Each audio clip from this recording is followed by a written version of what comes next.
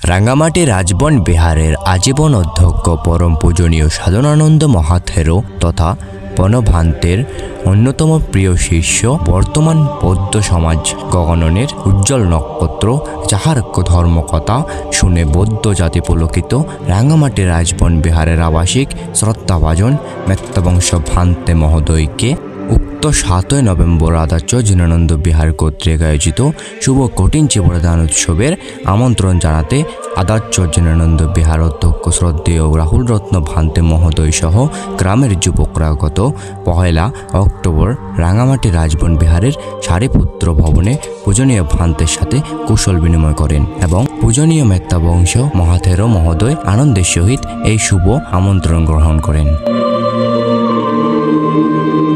সময়টা ছিল 1 অক্টোবর, রোজ মঙ্গলবার। ভোর 5টায় রওনা হওয়ার কথা থাকলেও পর কিছু কারণে গিয়ে রওনা হতে পারলাম সকাল 7 ঘটিকায়। সবাই খুব এক্সাইটেড ছিল, কারণ অনেক দিন পর এরকম একটি গ্রুপ লং ট্রিপে যুক্ত হলো সবাই।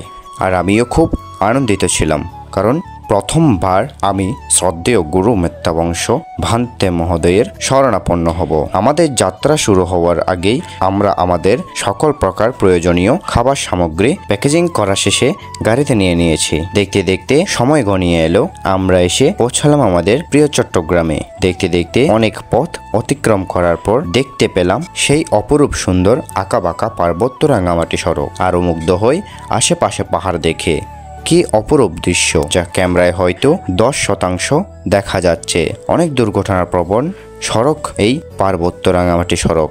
রাঙ্গামাটি সদর প্রবেশ করার সময় বাংলাদেশের রয়্যাল বেঙ্গল টাইগারের সাথেও আলাপ হয়েছিল। কি চিনতে পারলেন না? আমি সেই বীরদের কথা বলছি, যারা প্রতিনিয়ত পুরো বাংলাদেশকে অক্লান্ত নিরাপত্তা দিয়ে যাচ্ছেন। হ্যাঁ, সে বীর যোদ্ধা বাংলাদেশ সেনাবাহিনী। আমরা গাড়ি থেকে বনরূপা বাজারে নামি আর পূজনীয় মেত্তাবংশ ভান্তে মহোদয়ের সাথে কৌশল বিনিময়ের জন্য পুষ্প সংগ্রহ করি।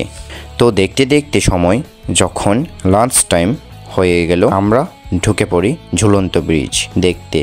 কিন্তু দুর্ভাগ্যবশত আমরা ব্রিজে উঠতে পারিনি, কারণ ব্রিজে পানি ওঠায় ব্রিজ এখন বন্ধ করে দেওয়া হয়েছে।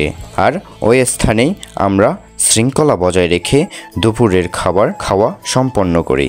তারপর আমরা আমাদের মূল গন্তব্যে চলে আসি, পূজনীয় ভান্তে যেখানে অবস্থানরত সারিপুত্র ভবন রাজবন বিহারে, যেখানে পূজনীয় ভান্তে মহোদয় অবস্থানরত রয়েছেন। তারপরে ভান্তের কক্ষে এসে ভান্তেকে পাদমূলে বন্দনা জ্ঞাপন করে ভান্তেকে আমন্ত্রণ জানাই আমাদের শুভ কঠিন চিবরদান উৎসবে। আর ভান্তে মহোদয় আনন্দের সহিত আমাদের আমন্ত্রণ গ্রহণ করেন। পূজনীয় ভান্তে মহোদয়ের সাথে বেশ কিছুক্ষণ কুশল বিনিময়ের পরে আমরা বেরিয়ে পড়লাম বনভান্তের বিহারে যাওয়ার জন্য, রাজবন বিহারে।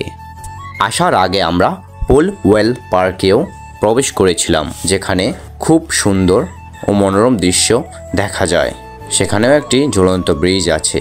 এই চলমান পরিস্থিতিতে আমরা যথারীতি আমাদের গ্রামে ফিরে আসলে মঙ্গল, তাই গাড়িতে উঠে গেলাম আর আমাদের যাত্রা শুরু হলো বাড়ির দিকে। তো ধন্যবাদ আপনাদের সবাইকে এতটুকু ভিডিওটি দেখার জন্য। অবশ্যই ভিডিওটি ভালো লাগলে একটি শেয়ার করে দেবেন। দেখা হচ্ছে পরের ভিডিওতে।